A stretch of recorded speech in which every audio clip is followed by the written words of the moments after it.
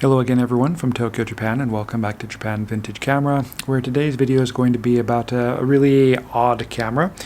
This is going to be a video about an American camera, which was made by a Japanese company and exported to be sold primarily to the American market. This camera is the Graflex Century 35N. So the Graflex sold a number of 35mm cameras in the 1950s, and Graflex, of course, was well known as a maker of the large format press cameras and had been producing these cameras for more than half a century by the time this camera was released. And by the 1950s, it was quite obvious that the 4x5 film market in press photography and I guess for general consumer use was pretty much doomed as 35mm film improved in quality and became more popular. So in order to capitalize on this market, Graflex decided to partner up with the Kowa company and produce a number of different 35mm cameras in the late 1950s and early 1960s.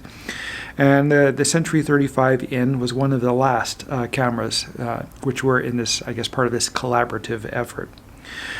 Century 35N is based on the Kowa 180, which is a very high quality Japanese camera with a 45mm f1.8 lens. The Graflex version featured a 45mm f2 lens, but it appears to be the same basic design, but with a slightly different system on the front for the focusing and the setting of the shutter and aperture. There was another version which was called the Kowa 140, which was an interchangeable lens camera based on the same body. These were really wonderful cameras. I love the very clean, elegant, simple and boxy design of these cameras. I love the flat surfaces and just the I guess the minimalist aesthetic that Kowa used in this time. And this is in the late 1950s. This wasn't exactly a time of simplicity. This was the era of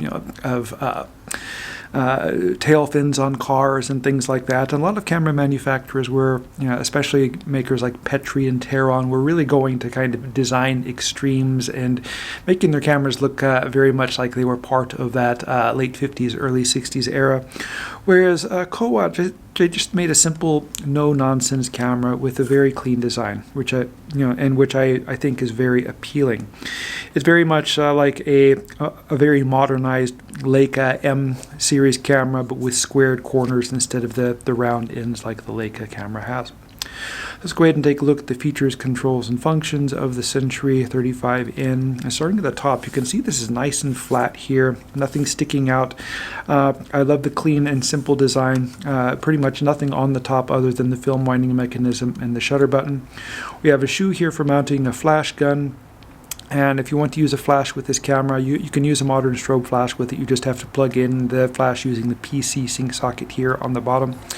The shutter release button fits in flush, and you have to push it below the lip, below the level of the top cover in order to fire the shutter, and that prevents you from accidentally discharging the shutter if you're trying to get it out of the bag or carrying it in a bag and it's pushing down on the top. Very nice feature. The shutter accepts a standard cable release. Here we have this really well-designed film winding and shutter charging lever, and I love how it doesn't stick out on the top, it doesn't stick out on the back or anywhere around. It just tucks in really nicely. You just pull it out like so, and you can catch it quite easily with your thumb. And I love the really smooth action of the winding of this camera. It's very nice. And of course, here we have the film counter window. On the back of the camera, it's quite basic back here. We have the viewfinder eyepiece, and if you look through the viewfinder in this, you'll find it's a very large, nice and bright viewfinder with projected frame lines, and the frame lines have parallax correction, which was not a very common feature back when these cameras were made. And here we have the reminder dial, which you use to program or to remind you what kind of film you have loaded in the camera. Here we have a small access screw, and if you remove this screw, underneath you'll find a small set screw, and that allows you to make the horizontal adjustment for the rangefinder. On the bottom of the camera, we have the release button, which you have to depress in order to rewind the film. We have a standard 1/4-inch tripod socket, and we have this very well designed film rewind knob with a nice roller tip. since they put it on the bottom of the camera, they're able to make it quite large, and this gives you a lot of leverage on the rewind mechanism and allows you to rewind the film more easily than you can on other cameras, especially cameras like the Leica M or Nikon rangefinder cameras of the late 50s. Those are kind of a little struggle sometimes to rewind the film. This camera has a much better design.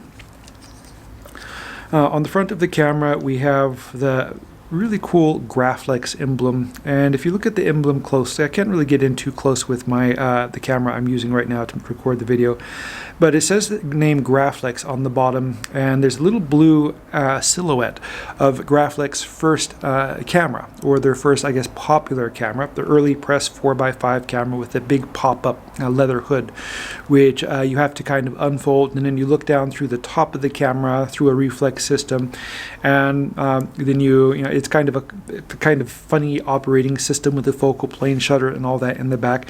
But this was actually the first widely popular press camera, and this was the camera which I guess made Graflex a renowned camera with press photographers, and they were one of the world's top press camera manufacturers for the next 50 years after this particular camera was made. So yeah, you'll see this on the Graflex 35 cameras, this little emblem.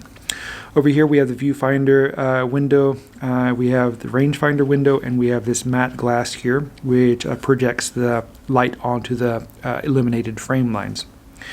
And then of course we have the lens mechanism here, and we have a focusing tab here and a really nice smooth focusing lens with a kind of interesting color scale here.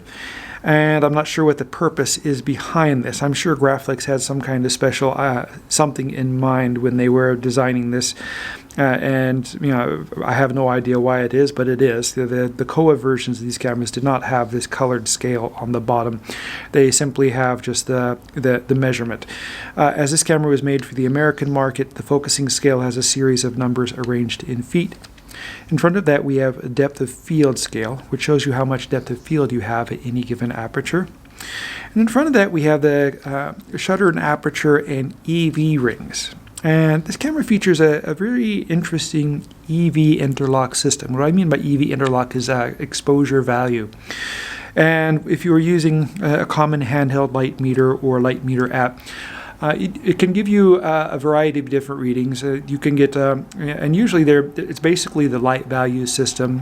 When you point the light meter, then after you set the film speed, it points to a specific number, usually anywhere between, say, the number 6 and 17, and that's your light value number. And with the light value number, you can set your aperture or shutter speed, or a combination of aperture and shutter speed which match that value.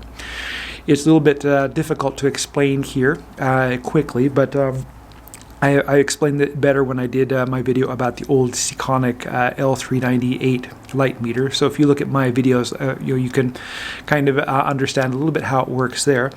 But the good thing about this camera is you really need to have it explained so clearly, because the camera kind of does it for you in a mechanical way. So let's say if I have my light meter and I'm shooting in daylight and it gives me a EV number of, say, 13. There's a knurled black ring here, and I'll simply turn this until the number 13 lines up with this white arrow. We have the number 13 lining up with the white arrow. And when I turn that ring, you'll notice that the aperture and shutter speed rings are turning in kind of opposite directions. So if I go ahead and I set this to, say, 13, it gives me a maximum shutter speed of, say, 1/500 at f2, and I can, by simply turning the back ring here, I can get a f4. I don't know why I said f2, but if I turn the ring here, it turns both the aperture and shutter speed in I guess combined way to maintain the setting for say EV13. So I have a range of 1/500 f4, or 250 at 5.6, or 125 at f8, or 1/60th of a second at f11. So it's a very simple system. So if you're using a light meter app or a handheld light meter, all you have to do is look at the EV number and just turn the dial on the front until the EV number lines up, and then you already have the proper combination of shutter and aperture speed set up. And you can simply turn this ring here if you want a higher shutter speed, and with higher shutter speed and less depth of field, or slower shutter speed and more depth of field. So if you're shooting action shots and you can focus quickly, use one of the higher settings.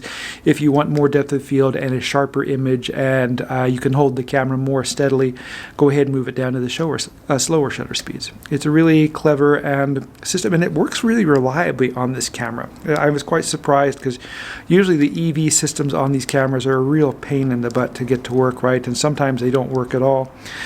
This one seems quite well designed, and I'm not surprised, because Kowa was a very, I guess, a company which had a lot of attention to quality and detail, and Kowa is still in business today, though they don't make cameras anymore. They specialize in survey equipment and lasers and things like that, and they are still headquartered here in Tokyo. But it's kind of a shame that they don't make cameras, because as you can see by this one, they made some really high quality stuff. But anyway, that's it for my video today. I'm sorry I haven't been making videos as often as I normally do. I've had to do a little bit of traveling recently, and so it's kind of hard to find the time to make these when I'm not actually at home. I will be releasing more videos as I get more cameras. I'm expecting a lot more next week. So if you'd like to see these videos, please subscribe. I'm always trying to grow this channel to get more people interested in vintage cameras and film photography. And if you'd like to help, please click the like button. Thank you very much for watching, and I hope you tune in again soon.